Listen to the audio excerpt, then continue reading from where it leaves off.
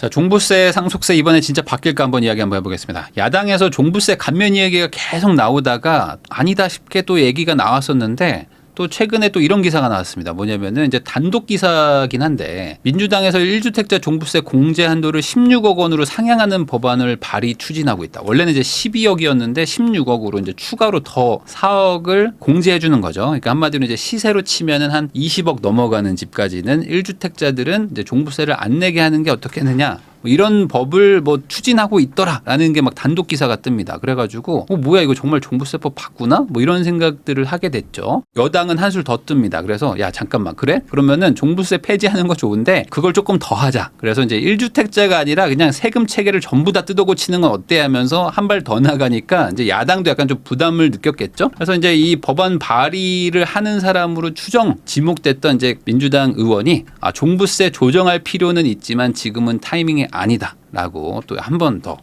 지금은 아니다라고 이제 언급을 한 그런 상황입니다. 그러다 보니까 지금 약간 그 종부세를 가지고 생뚱맞게 사실 지금 종부세가 이렇게 이슈가 될 거라고는 사실 아무도 생각을 못 하셨을 겁니다. 왜냐면 이제 종부세가 물론 5월 말 6월 초에 가장 이슈가 되는 세금이기는 하지만 이거 어차피 안 바뀌는데 라고 생각했는데 총선 끝나고 갑자기 이슈가 된 거예요. 그래서 지금 여당도 그렇고 야당도 그렇고 이거 좀 바꿔야 되는데 라는 생각들을 가지고 있는 그 이유가 뭘까를 한번 얘기를 해보려고 합니다. 기로에선 종부세, 세법 전쟁에 수싸움이 있다. 그래서 이거를 잘 모르고 그냥 보시는 분들은 종부세를 왜 없애냐? 종부세 없애야 된다. 종부세 부자 감세다. 종부세 부자 감세 아니다. 뭐 이런 얘기들을 가지고 막 싸우는데 제가 요 설명을 한번 드리겠습니다. 지금 노림수가 다르다. 자, 1주택자 종부세 감면이 왜 갑자기 나왔을까를 한번 추정을 해봐야 됩니다. 근데 요거를 알려면은 현재 종부세가 어떤 상태인지부터 조금 알아놓을 필요가 있어요. 이 종부세가 지금 엄청나게 높다고 생각하시는 분들도 있을 겁니다. 특히 종부세를 최근 한 4년, 5년 쭉 냈던 분들은 그렇게 생각 안 할 겁니다. 뭐냐면 종부세가 엄청나게 높아졌다가 쭉 한번 내려온 그런 상태라고 보시면 돼요. 왜 그러냐? 현 정부가 이제 임기가 뭐 지금 이제 바로 당선된 게 아니잖아요. 지금 한 2년 정도 했잖아요.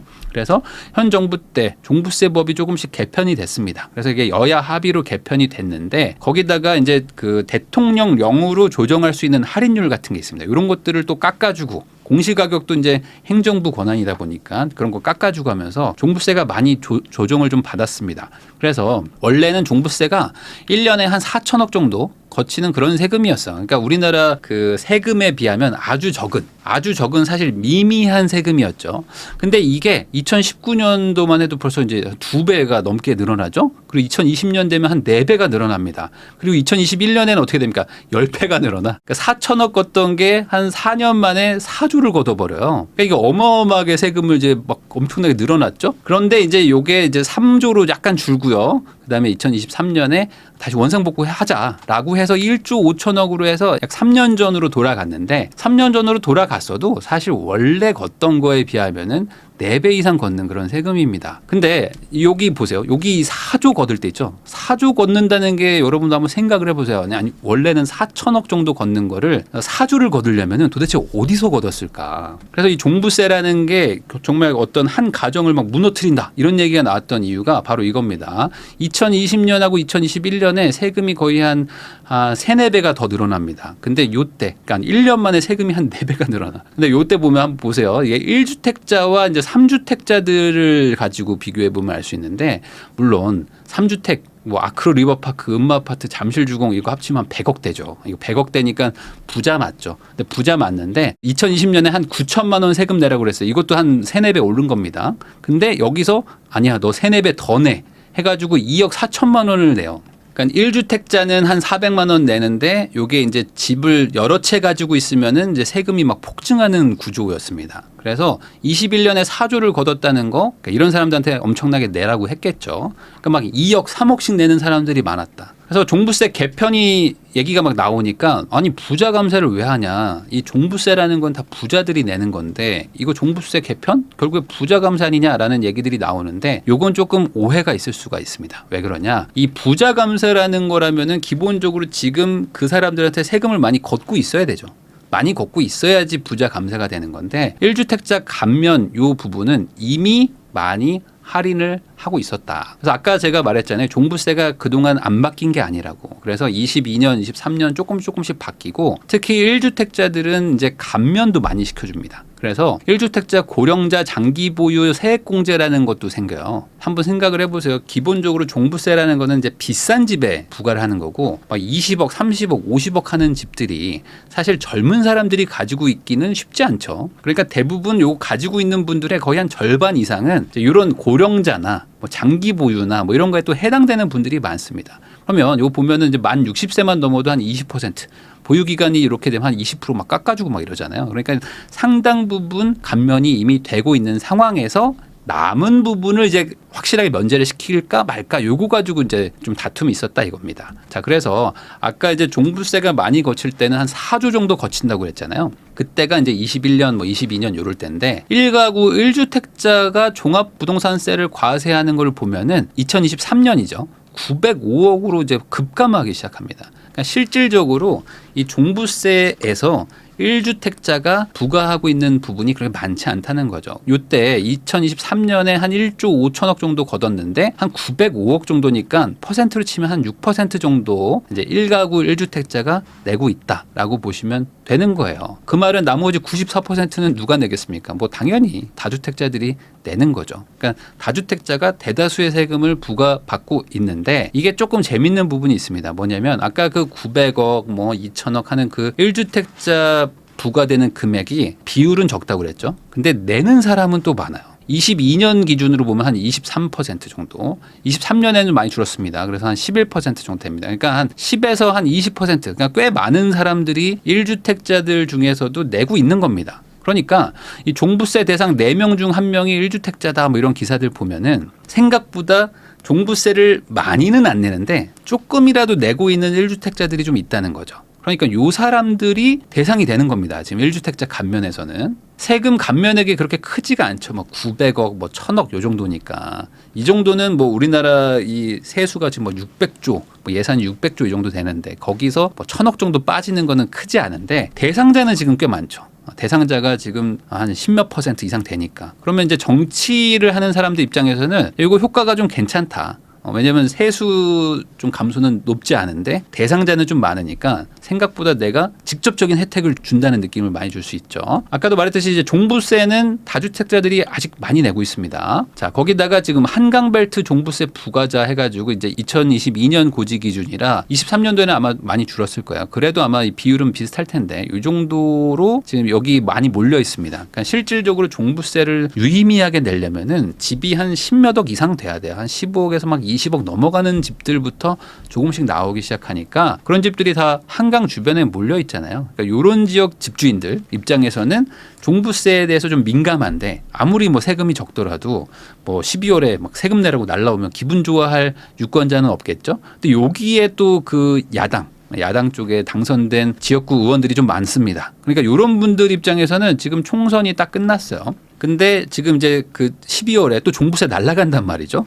그러니까 그 사이에 뭔가 1주택자들 종부세를 좀 감면해 준다 이런 식의 좀 내용이 좀 진행이 되면 그래도 앞으로 좀 4년 국회의원 하는데 좀 도움이 되지 않을까라는 생각도 있지 않았을까. 자, 근데 이거는 이제 야당의 입장이고 정부의 입장은 약간 다릅니다. 정부는 어찌됐든 간에 지금 세수를 뭐 확보를 하고 뭐 이런 것도 중요하지만 이 국정 운영도 좀 해야 되고요. 거기다가 지금 전반적으로 이 세법을 좀 고쳐가지고 부동산 정책을 좀 내 맘대로 좀 하고 싶은데 요게 지금 잘 안 되고 있잖아요. 그러다 보니까 지금 야당에서 얘기하는 1주택자 면제하는 거는 요거는 좀 문제가 있다. 왜냐면 1주택자만 또 면제를 해주게 되면은 어떻게 됩니까? 이제 다주택자와 1주택자 간의 세금 불균형이 더 심해지니까 그러면은 이제 1주택으로 쏠림 현상도 더 심해질 수도 있고 그러니까 이렇게 하지 말고 그냥 다주택자까지 다 포함시켜가지고 세율을 통일하는 게 어떻겠느냐. 그러니까 1주택자라고 해서 많이 깎아주고 다주택자들은 많이 내게 하는 이렇게 해봤더니 30억짜리에 사는 1주택자랑 5억짜리 아파트 3개 가지고 있는 다주택자 이 둘을 비교해보면 5억짜리 3개 가지고 있는 다주택자가 세금을 더 낸단 말이죠. 그러니까 이런 것들 때문에 부작용이 생기니까 이거 안 되겠다. 그냥 종부세 자체를 좀 아예 바꿔야 된다.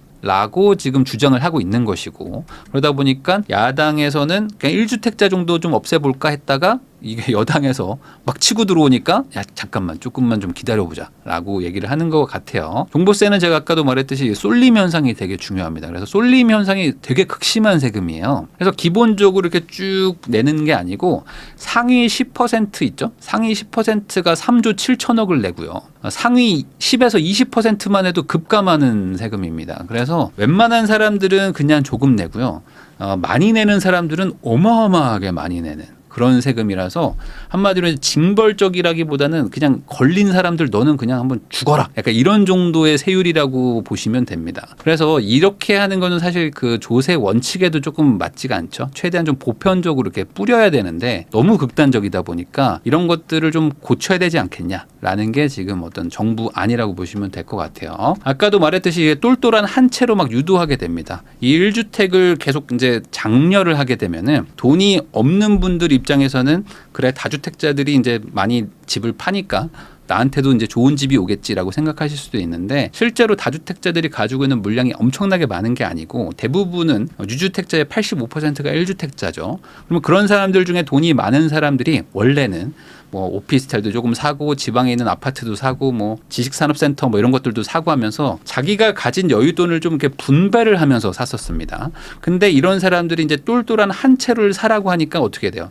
있던 것들 팔고 아니면 뭐 여윳돈 생긴 것들 다 모아가지고 제일 좋은 집을 사야지라는 식으로 가니까 내가 가고 싶은 동네에 가고 싶은 아파트들이 막 올라가기 시작하는 거예요. 그러니까 이게 올라가니까 나는 야, 더 오르기 전에 사야지 하면서 사람들이 막 더 무리해서 막 사고 그러니까 더 올라가고 이걸 최근 한 3, 4년간 여러분들이 많이 보셨는데 이 똘똘한 한 채로 계속 유도하는 식의 정책을 최대한 지금 없애야 되는데 그거를 또 유도하게 되면은 부작용이 커질 것 같다라는 게 지금 정부의 안인 거죠. 거기다 종부세의 가장 큰 문제는 이겁니다. 내년에 얼마 낼지 몰라요. 그러니까 종부세 내보고 싶다 이런 분들도 많아요. 아, 나 부자 돼가지고 종부세 내고 싶어 이런 분들도 있지만 실제로 종부세를 내는 사람들 입장에서는 이게 되게 골치가 아픈 세금인 게 부동산 자산가들 입장에서는 야 이거 안 되겠다. 이게 1주택 가야겠다라고 생각이 들 수밖에 없어요. 제가 설명을 해볼게요. 종부세액이라는 거는 아주 간단하게 얘기해서 그냥 매년 발표하는 공시가격이라는 게 있습니다. 이 아파트는 그냥 국가에서 봤을 때 세금 매기는 기준으로 몇 억 정도 그냥 할게요. 시세가 뭐 20억이에요. 그럼 뭐 공시가로 한 5억 할게요. 뭐 이런 식으로 합니다. 자, 그 다음에 이제 할인율이라는 걸 곱합니다. 그래서 요 할인율 곱한 거에다가 세율을 이제 곱하는 게 종부세액인데 이게 재밌게도 공시가도 매년 바뀌고요. 그 다음에 할인율도 자기들 마음대로 바꿔. 정부에서도 바꾸고 막 국회에서도 바꾸고 막 그럽니다. 그 다음에 이제 세율도 계속 바꿉니다. 변수가 3개인데 3개가 매년 바뀌어. 자, 그러면 종부세액이라는 거를 내는 사람 입장에서는 어떻습니까? 어떤 때는 한 2억 내래. 근데 다다음 해에는 또 한 2천만 원 내래. 근데 다다음 해는 다시 또 6천만 원 내라고 할지도 모르겠어. 그리고 이대로 가다가 또 갑자기 다시 2억 내라고 하면 어떡하지? 미치겠는 거죠. 왜? 이 세 가지가 계속 바뀌니까. 그리고 조금 바뀌거나 상한이 있는 것도 아니고 상한을 막 150%, 300%씩 막 이렇게 하니까 세금이 막 두세 배가 왔다 갔다 하는 거야. 기본적으로 내가 올해 세금을 얼마 냈으면 내년에 세금을 얼마 내는지가 어느 정도 계산이 나와야 소비라든지 이런 것들도 좀 체크를 할 텐데 갑자기 세금이 늘어났다, 줄어들었다 막 이러니까 이거 어떡하지 하는 거예요. 자, 그러니까 집을 가지고 있다는 이유만으로 세금이 막 늘어났다 줄어들었다 막 하니까 야 이거 안 되겠다라고 해서 다주택을 하니까 불안하구나. 근데 1주택은 어찌됐든 간에 좀 봐주는 분위기란 말이죠. 그러니까 어떻게 됩니까? 1주택으로 가야겠다.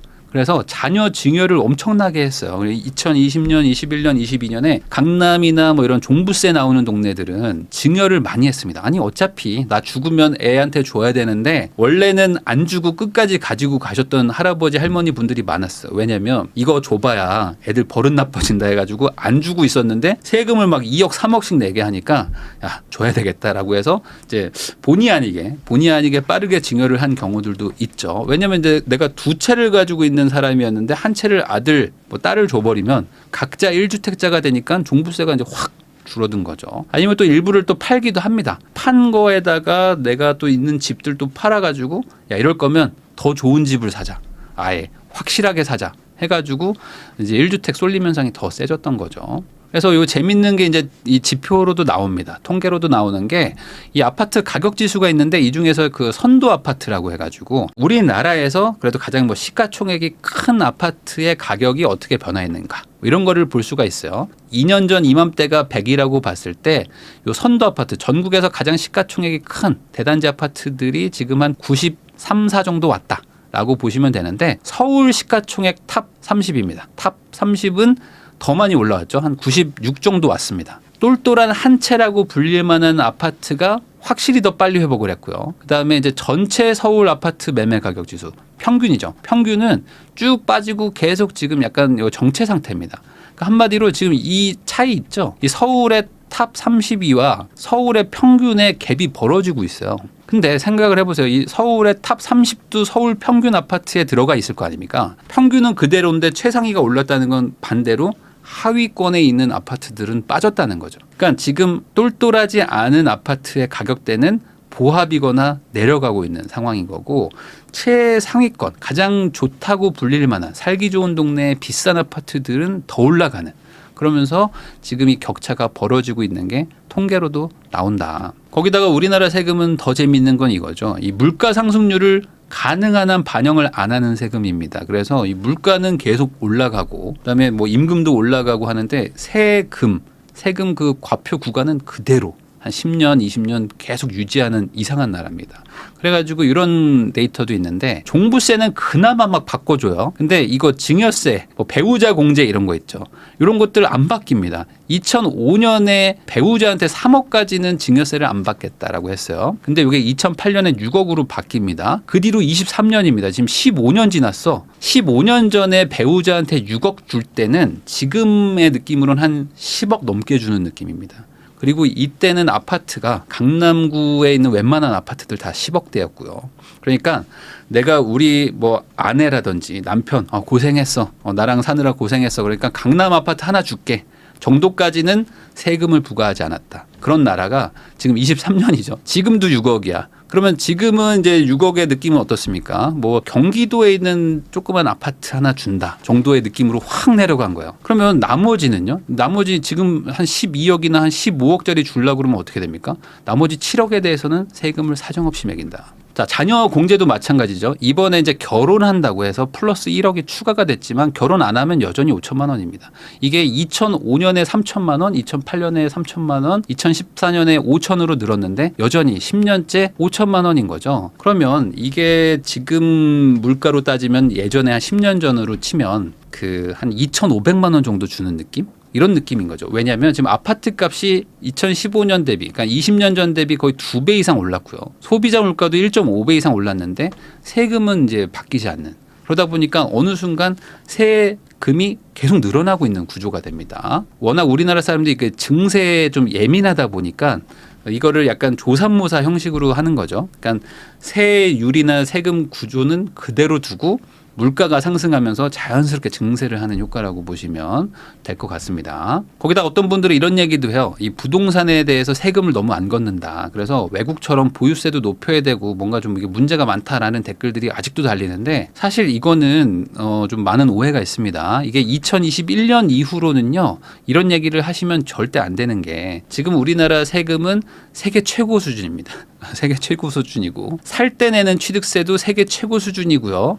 그다음에 이제 보유세도 세계 최고 수준에 도달했습니다. 거기다가 이제 양도세는 뭐 당연히 세계 최고 수준이고요. 취득세가 더 높은 데가 싱가포르 뭐 이런 데가 있어요. 싱가포르이 뭐 조금 더 높고 하는데 싱가포르는 당연히 뭐 이제 상속세도 없고 뭐 양도세도 없고 막 이런 나라입니다. 뭐 법인세도 엄청 낮고 소득세도 엄청 낮은 나라인데 거기서 취득세를 가져오고요. 보유세는 뭐 미국처럼 올려야 됩니다 해가지고 미국보다 더 높였어.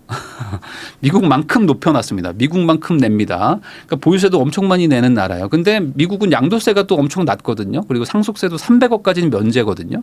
근데 우리나라는 상속세 면제 이런 것도 없어. 근데 양도세는 또 45%씩 내고 여기다가 이제 지방소득세 붙이고 뭐 이런 것들 해가지고 한 50% 막 냅니다. 그러니까 살 때 가지고 있을 때 양도세 다 내는 나라다. 따라할 거면 확실하게 따라야 되는데 그런 것도 아니에요. 뭐 스웨덴처럼 아예 그러면 이제 복지국가로 가가지고 소득세를 한 40% 50% 거둔 다음에 상속세 다 면제해주고 뭐 이렇게 하면은 또 모르겠는데 그것도 아니에요. 상속세는 엄청 높은데 스웨덴처럼 복지는 또 하려고 그래. 좀 애매한 나라입니다. 그래서 21년 이후로는 한국이 거의 뭐 최상위권에 최상위권이 아니죠. 그냥 세계 거의 탑에 세금을 낸다고 보시면 됩니다. 자, 그러다 보니까 어떻게 됩니까? 이제 자산을 가지고 있는 사람들 입장에서는 살 집은 하나 있어야 돼요. 살 집은 있어야 되니까 어떻게 됩니까? 안 팔고 살아야 되겠다. 안 팔고 최대한 그냥 오래오래 살만한 집이 필요하구나라는 식으로 사람들이 이제 쏠려가는 거죠. 그러니까 어떻게 됩니까? 똘똘한 한 채로 더 가는 거예요. 그러니까 제가 지금 말한 여러 가지 요인들이 다 똘똘한 한 채로 다 집중이 됩니다. 그 강남에 가면은 막 60평, 70평, 80평짜리 이런 아파트들이 있어요. 근데 이 아파트가 신축이 아닌 경우도 있거든요. 신축이 아니고 지금 한 10몇 년 됐는데도 갑자기 가격이 막 급등하기 시작합니다. 그게 이 똘똘한 한 채 집중화 현상하고 되게 시기가 맞아요. 그러니까 어차피 돈은 있고요. 근데 예전에는 막 여러 채를 샀어요. 뭐 지방에도 사놓고 막 했던 사람들이 이거 안 되겠다. 의미가 없구나. 이거 다 세금으로 나가는구나 해서 팔 거 팔고 막 합니다. 그래서 현금이 생겼어요. 그럼 어떻게 합니까? 한 채는 세금을 많이 안 걷는구나. 그러면은 한 채를 사야 되겠는데 강남에 보니까 한 채를 살려니까 한 3, 40억 합니다. 근데 나는 현금 한 7, 80억 있어. 그럼 어떻게 해요? 이왕 사는 거 좀 넓은 집에 살아야 되겠다. 라고 하면서 이제 큰 집을 사고요. 오래됐으니까 인테리어도 막 합니다. 그래서 인테리어도 예전에 엄청 많이 했었던 거 여러분들 기억나실 겁니다. 그러니까 똘똘한 한 채가 계속된다. 그러다 보니까 이제 서울의 상급지들이 막 상승하고요. 그리고 이제 지방이나 이런 데들은 좀 하락세가 좀 어쩔 수가 없이 되고 서울의 외곽 지역들 좀 애매한 지역들 이런 곳들도 같이 빠지면서 이 양극화가 점점점 더 심해지고 있습니다. 근데 이게 좀 뭐랄까 아이러니한 게 이런 하락하고 있는 지역들 있잖아요. 이런 지역들에서 오히려 이 똘똘한 한 채를 하는 이 정책을 더 지지하는 여론조사가 더 높습니다. 그러니까 부자들한테 세금을 걷자라고 하는 거를 지지를 하시는 거긴 한데 이게 반대로 우리 동네 집값이 막 내려가게 만드는 거는 왜 그러죠? 라고 생각하시는 분들도 꽤 있는 것 같긴 해요. 이게 좀 뒷 내용을 알면 이렇게 좀 이해가 되실 겁니다. 자, 거기다가 이런 얘기 하시는 분들도 있어요. 세금이 부족하다. 근데 왜 갑자기 감세 얘기를 하고 있냐 하면서 화가 난다 이런 분들도 많은데 사실 이 세금 부족은요. 이겁니다. 지금 법인세가 엄청나게 많이 펑크가 나고 있습니다. 그러니까 법인세가 펑크가 난다는 건 뭐냐면 법인세율을 뭐 1% 깎아주긴 했지만 1% 깎았다고 뭐 세금이 13조가 안 거치지는 않을 거잖아요. 거의 30% 가까이가 날아갔는데 한마디로 우리나라의 지금 대기업들, 수출 대기업들이 힘들었었던 거죠. 2023년, 24년에 지금 상황이 좀 안 좋았었던 겁니다. 그러다 보니까 돈을 좀 못 벌었고 돈을 못 벌었으니까 법인세가 좀 안 나온 거죠. 근데 이게 이제 앞으로 경제가 좋아지면 다시 또 법인세가 잘 거치겠죠. 근데 이 기타 세금이 한 25조 정도 됩니다. 근데 25조 정도 되는데 이 기타 세금 안에는 뭐 상속세도 있고 뭐 종부세도 있고 뭐 이런 것들이 다 모여 있겠죠. 이런 것들에서 조금 뭐가 줄어든다고 해가지고 이 법인세라든지 뭐 소득세, 부가가치세 이게 이제 3대 세금인데 얘네가 거의 대부분이라서 얘네에서 줄어드는 거를 여기서 메꿀 수도 없습니다. 거기다가 아까 말한 대로 2021년 뭐 이럴 때 종부세가 4조가 거쳤던 거는 그 전해 3년 전에 거쳤던 4천억의 10배를 갑자기 걷었던 거기 때문에 이게 갑자기 줄어든다고 해서 왜 세수 감소, 부자를 감세하냐라고 말하는 거는 너무 많이 올라갔던 게 내려온 거니까 이걸 감세라고 보는 게 맞나? 어디를 기준으로 둬야 되는가? 5년 전에 4천억 걷던 거를 지금 1조 5천억을 걷고 있으면 증세가 아닌가라고 생각해 볼 수도 있는 거죠. 그래서 이 증세 감세 논란으로 보시면 안 될 것 같고 이거는 결국에 공정한 세금 체계인가를 논하는 거라고 보시면 될 것 같습니다. 왜냐하면 이 세금이라는 거는 누군가는 내야 됩니다. 그리고 세금을 낸다는 거는 모두가 싫어하는 일이에요. 그럼에도 불구하고 세금을 낸다는 거는 어떤 세금을 내는 사람들에 대한 어떤 그 우대랄까? 아니면 최소한의 어떤 인정도 좀 해줘야 되고요. 거기다가 이 세금을 낼 때 억울함이 그래도 좀 덜해야 됩니다. 그러니까 결론적으로 내긴 내는데 논리적으로 봤을 때 그래. 내가 이 정도 내는 거는 조금 감당할 수 있다. 그래 수긍이 된다라고 말을 해야지만 사실 세금을 내는 거죠. 근데 누구는 아예 안 내게 하고 누구는 엄청 내게 하고 이러면은 사실 화가 나는 거죠. 사람은 감정의 동물이기 때문에 나는 못 내겠다. 라는 사람들도 생기고 야 그럴 거면 나는 세금을 피해야 되겠다. 라고 하니까 부작용들이 막 생기는 거죠. 몸이 계속 아파요. 그리고 몸이 점점 아파지면은 약을 바꿔야 됩니다. 약을 바꾸거나 치료법을 바꿔야 되는 거지. 야 우선 먹던 약인데 계속 먹어. 라고 말하면 안 되는 거죠. 그래서 정부에서도 이런 얘기를 계속 안 했던 게 아닙니다. 야, 이거 종부세 거기다가 막 1주택 위주의 어떤 이런 세금 체계들이 너무 부작용이 크다. 그래가지고 다주택을 규제하는 걸 좀 없애야 되겠다. 그래서 최소한 주택 수가 아니라 그냥 비싼 집을 총합을 많이 가지고 있으면, 그러니까 30억짜리 한 채 가지고 있나 10억짜리 세 채 가지고 있나 세금은 똑같이 내야지 라는 식으로 자산 금액 기준으로 냅시다 라고 해서 2년 전에 추진을 한 적이 있었습니다. 1주택, 다주택 상관하지 말고 그냥 똑같이 냅시다 했더니 이게 또 반대가 엄청 심했어요. 그래서 왜 다주택자들 뭐 세금 깎아주냐 해서 이게 또 무산되고, 그러다 보니까 똘똘한 한치 현상이 계속됩니다. 그래서 한번 잠깐 빠졌다가 지금 회복되는 거 보면은 다 똘똘한 한 채들만 회복되고 있어요. 그래서 지금 주택수 중과하지 말고 자산 금액으로 세금을 부과하는 게 좋다고 생각하는데, 이 주택수 중과 때문에 부작용이 컸다는 거는 사실 뭐 부동산 투자를 해본 사람들도 그렇고, 뭐 경제에서 뭐 관련돼서 공부하셨던 분들도 그렇고, 전문가분들, 교수분들 사실 뭐 대다수가 이거에 대해서는 동의를 하고 있는 부분입니다. 뭐 국책연구원에서도 이런 게 문제가 많다라고 얘기가 나왔던 거기 때문에 사실 이거는 뭐 여야 상관없이 뭐 어떤 정치 뭐 이런 그런 거 상관없이 이런 걸 좀 고쳐야 되는 게 사실 한국을 위해서, 우리나라를 위해서 좋은 일이겠죠. 이 부작용이 계속 심각해지니까. 지금 뭐 여기에 더해서 이 정부나 뭐 여권에서는 말 나온 김에 뭐 상속세도 바꿉시다 뭐 이런 얘기하고 있는데, 상속세는 더 민감한 부분이고 이 국민 감정에 더 영향을 주는 거기 때문에 이것도 뭐 쉽지 않은 이야기일 것 같은데 이번에 같이 좀 바꾸려고 하는 것 같습니다.